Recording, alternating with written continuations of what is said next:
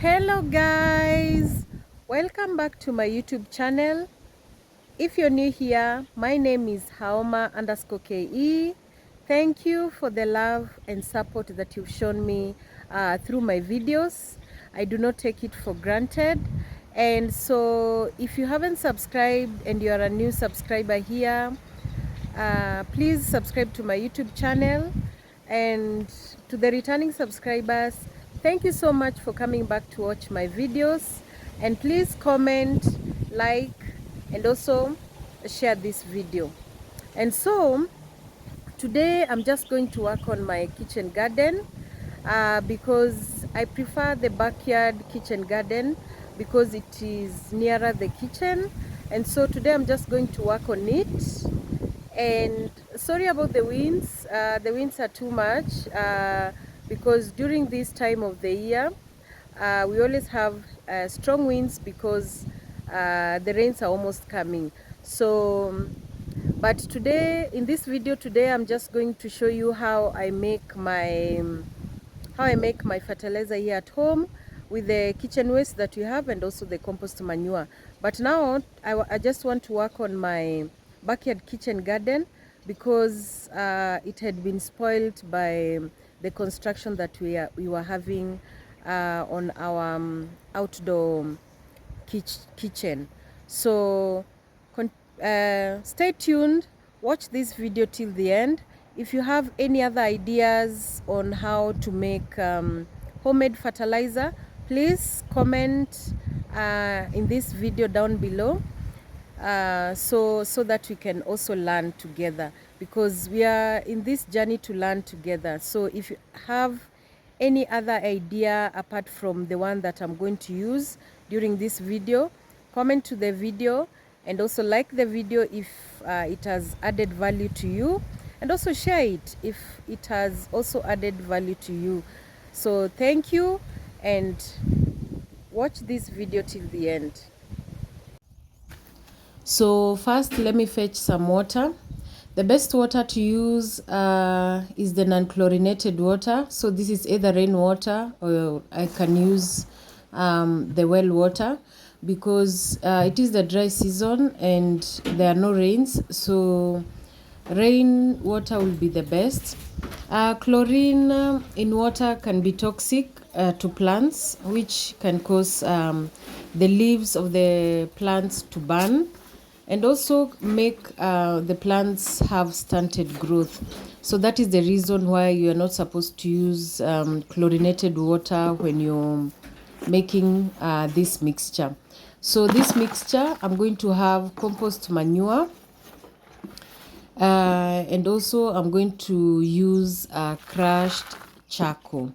So the purpose of using charcoal is because charcoal increases soil fertility, also where it is able to retain water and also the nutrients in plants. So this is the main reason why I'm using charcoal in this mixture, because the section that I'm going to prepare today on my garden is already spoiled by the construction that was going on. So I'm just going to make sure that I mix this mixture very well, so that the mixture can mix in between the compost manure, the charcoal, and also the water. So this is very important to do this process. And then when I'm done with the process, I'm just going to cover it with a polythene bag, if you have, and cover it very tightly with a lid, and then put it on a shade, under a shade for 7 days. Mine, I'm going to leave it for 7 days, but the longer you keep the mixture, the better. So this is one of the ways that I try and enrich my soil, and it has really worked in my garden. The other way that I do make fertilizer is the kitchen waste. All the kitchen waste that I have, I always put it on a container, put the non-chlorinated water, which is the well water or the rainwater, and then cover it. So after, the longer it stays, the better. So part of my kitchen garden that I'm going to work on is not this side, because I'm trying to save on the suckers of these kales. So these are kales. Here in our local language, or Swahili, we call them sukuma wiki, but in English we call them collards or kale. The common name here in English is the kales. So I'm going to save during the dry season. I try as much as possible to not cut them, and so I save on the suckers. So these suckers, these small ones that you see here, they are the suckers that I'm going to use now to replant them. So I'll be plucking them one by one in each and every stem, and then replant them when the rains start, because water is an issue here. When it is a dry season, we rarely get water. So you can see that there are so many suckers here. So I didn't see the point of uprooting them right now, because the suckers will die even if I store them. So I'm just going to leave them just like that on this side, and so that I can work on the side that is really pressing.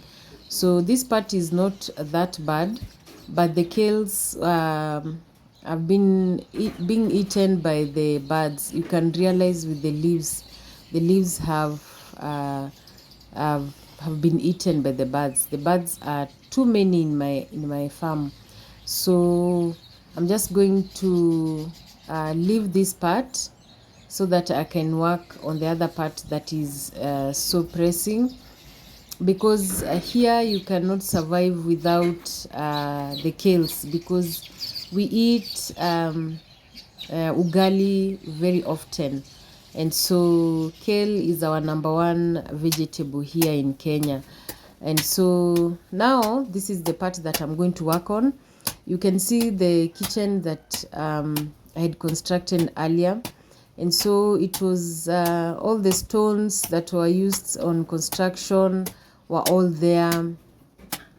All the maram that we used laying the foundation with, and the ballast are all on this ground. So anytime I plant vegetable here, they tend to have stunted growth. So that is the reason why I decided to make that mixture, so that when I prepare this area, I make sure that the soil is ready. And we always do this before the rains start, because immediately the rains start, it will be very difficult for you to now prepare the land. We prepare the land very early, because the weeds will be able to die early enough, and also due to the high temperatures, also the insects that are on the ground will be able to die. So that is the reason why we prepare our land very early, before the rains now start. So let me work on this part, dig it, and then I'm going to remove all the soil from this area, so that I can put fresh soil. So continue watching.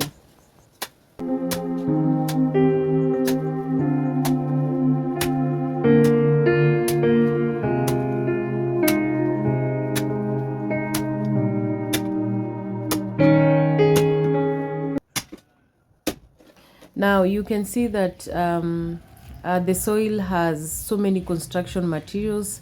There are small stones here, we call them maram. The maram are the ones that covered majority of this soil. So that is the reason why I decided to now dig this area again, remove each and every soil that was here, and then this soil I'm going to dump the soil on my bananas, which they will be okay, because now they'll be able to hold the bananas even more. So let me continue with the removal of the soil. It was very tough, but I tried to do as much as possible to remove each and every soil in this area. So let me continue removing, and then we'll move to the next step.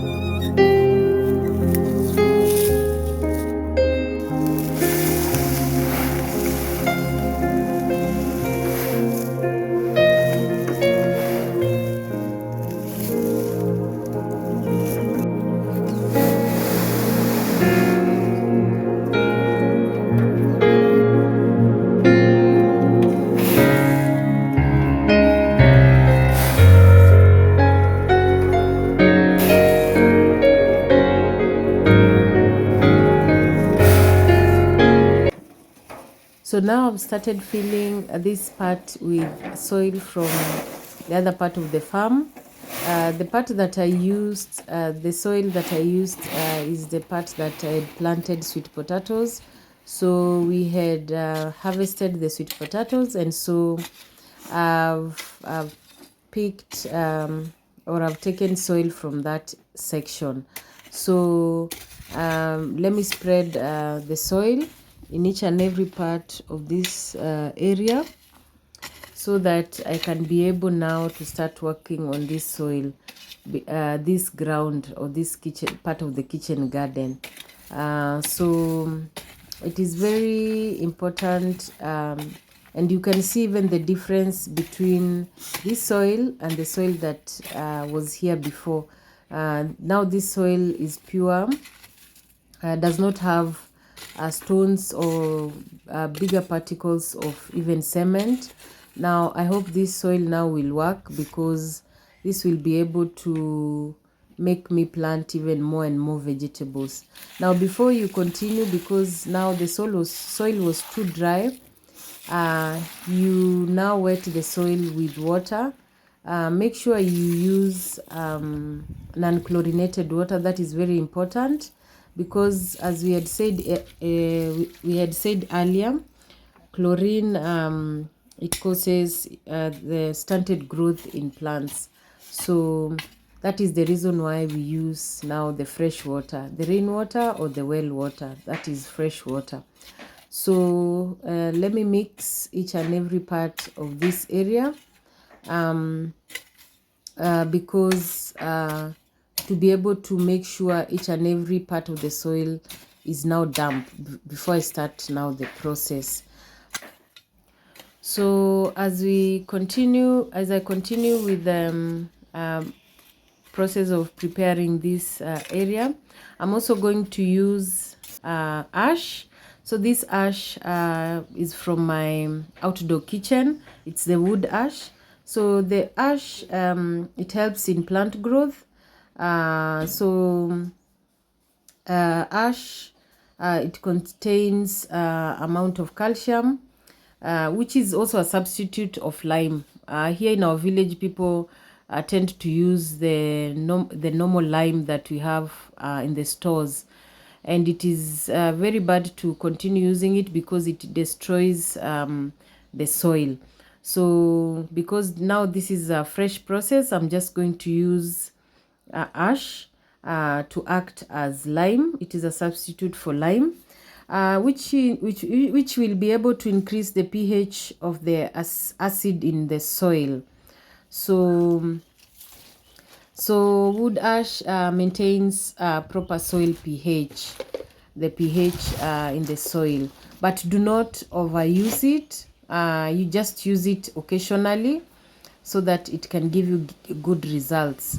Now after I've poured the ash, now this is our mixture. It has stayed on the container for around 7 days.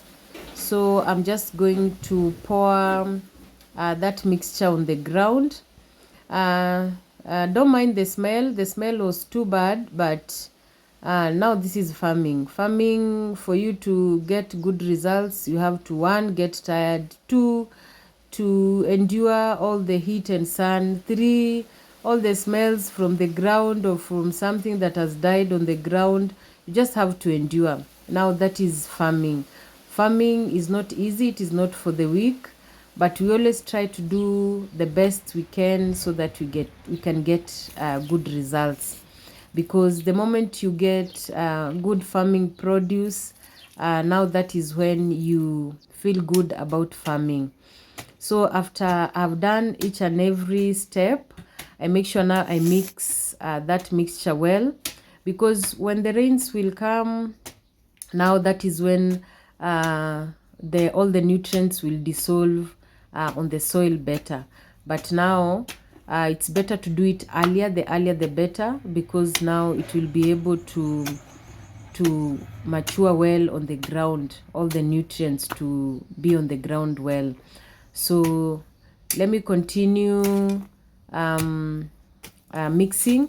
If you have any other ideas of making making your soil become fertile or enriching soil in your kitchen garden or your garden, please comment in this video so that I can learn even more from you guys, because this is what I always do and it works, because I always plant a small section and get very good results at the end. So this is the only part that was disturbing me in my kitchen garden, where I've been having problems with the growth of my plants. They do not grow well. So thank you for watching, and see you in my next video, and also when I'll be planting my vegetables. So bye bye.